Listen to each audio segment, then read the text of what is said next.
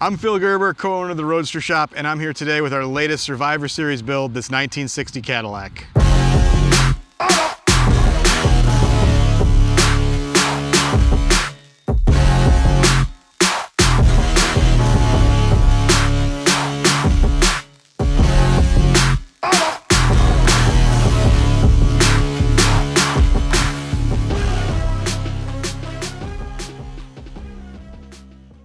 Customer shipped us this car in from New York. It was a really nicely restored, original Cadillac. Love the looks, love the style of it, love all the iconic fins and just the overall feel of the car, but really wasn't up to par from the driving and performance standpoint. So we shipped it to us to give it our Survivor Series treatment and to make the performance, drivability, and ride quality match the looks of the rest of the car. First things first, this is a Cadillac, so absolutely 100% it needs to ride like a Cadillac. In order to do that, we went with one of our RideLine chassis. RideLine's a newer chassis lineup for us.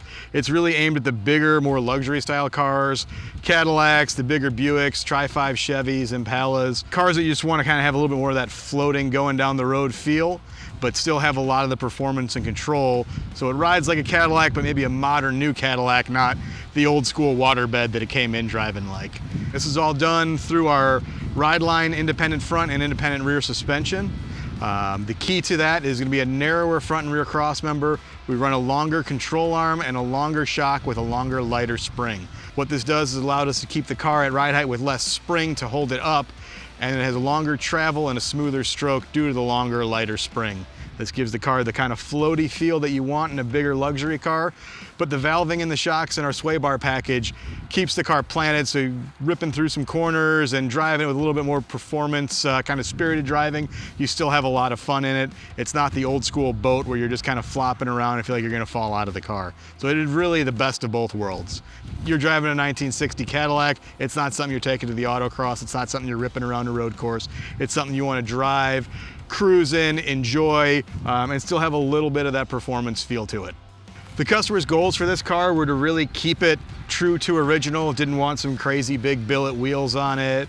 The Cadillac is just such a super sleek car. We wanted to really enhance that from the exterior, from the interior, under the hood, and have something that still was period correct, but a little bit of a modern play on it. So we went with Evod, did a one-off set of Cadillac hubcap style wheels. So this is actually a billet machined wheel in an 18 and 19 inch diameter, designed to look just like the original Cadillac hubcap, but it allows the packaging of the big Brembo brakes that are on this car, front and rear, and we're able to get the offsets and the width that we want. Tires are a double white wall design, again paying homage to the original Cadillac design. I think the biggest visual improvement is really coming from the stance and the wheel and tire combo on this car. The body again is 100% stock on the exterior, but just setting it down probably 4 or 5 inches lower than stock, getting the wheels and tires right, proportionate, and out close to the outside of the fenders. It really gives this car just a sleek spaceship kind of look to it. Pop the hood here and show you what we got going underneath. For the motor on this car, we had a few obstacles to overcome. Cadillacs, despite being massively huge cars, they're extremely shallow in height, so it doesn't leave you a lot of room for a big supercharger or a high-rise intake. For this one, the customer is used to big horsepower cars, and he wanted something that would help move this monster here. So we went with Wagner Automotive. They went and built us a 376 cubic inch LS3 with a Magnuson Heartbeat TVS supercharger on it. Put out 858 horsepower and 750 foot-pounds of torque.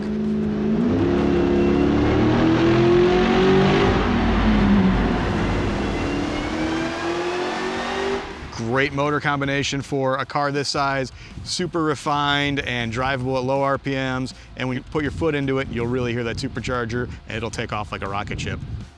Again, from an aesthetic standpoint, we wanted the underhood to look like it belonged in a 1960 Cadillac. Didn't want a real modern plastic LS with a big supercharger sitting on top of it.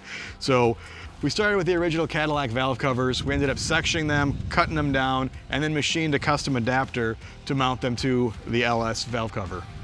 To hide the supercharger, we built something that resembles the original air cleaner. Again, a little bit more of a period look than a modern supercharger sitting on the hood. Hide it a little bit with the air intake coming through a ductwork and into a separate housing for the air filter. Fabricated these closeout panels on top of the radiator to kind of hide the radiator, heat exchanger, transcooler, power steering cooler, and all the stuff that you normally would be seeing right in your face from this angle. Firewall's been smoothed, smoothed the inner fenders, and just kind of give it a little bit more of a stock refinement. Didn't go too crazy, but you can look underneath and tell that something's been done, it's been done right. A lot of the engine bay dress up on this car 10 years ago would have been throwing this stuff out, and nobody would want to use anything that would look similar to this. Times have changed, styles have changed, and we really want the underhood to look just like the rest of the car in kind of this period correct style.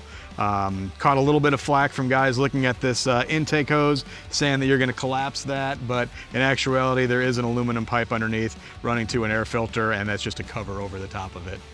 Transmission is a 6L90 built by Bowler Performance Transmissions. 6-speed is great, gives you a lot more gear shifting and pretty smooth shifts between each gear. As with all our Survivor Series cars, they'll come with a custom plaque calling out the year, make, model, the owner's name, motor, transmission, and the RideLine chassis.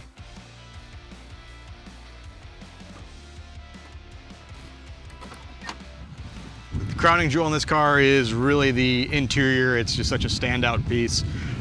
We sent it up to JK Automotive in Massachusetts to do the interior on it. Worked on a lot of different color samples between the leather, found a really cool late 50s, early 60s GM fabric that tied in perfectly. And then these guys just knocked it out of the park with the machine work, the design. I mean, it looks like it could have been an original Cadillac interior that was done today. You just look, there's just a ton of custom touches throughout the interior on this car.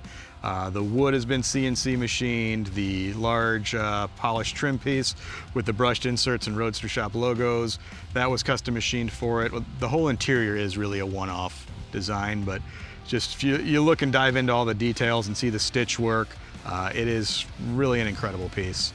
As with pretty much every car we build, Dakota digital gauges, just incredible to work with, super original looking, but have all the modern touches you want once you turn it on, all LED backlit. You've got all of your LCD screens with digital readouts and can monitor everything in the car through that gauge. These cars don't have that much room under the dash to put a regular vintage air unit, so we did a under dash hanging unit, which works great. We machined a custom cover plate to kind of match the trim in the dash. The shifter on this car is also very unique. We did a push button shifter that's mounted into the dash, again with a custom machined bezel for it.